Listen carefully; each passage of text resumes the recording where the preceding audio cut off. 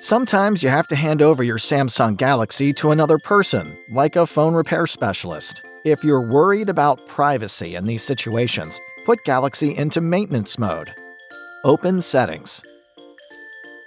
Next, tap Battery and Device Care. Tap Maintenance Mode.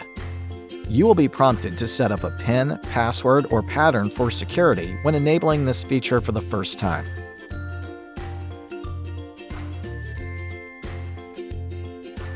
Tap Turn On. You can choose whether to create a log to analyze issues if there's a problem. Tap Restart to enter maintenance mode.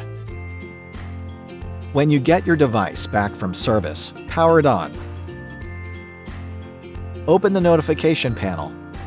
Tap on the notification your phone is in maintenance mode. Tap Exit. Tap Restart. Enter your PIN, password, or pattern and tap Continue, and your phone will restart in regular mode. With maintenance mode, you can have peace of mind when trusting someone else with your phone.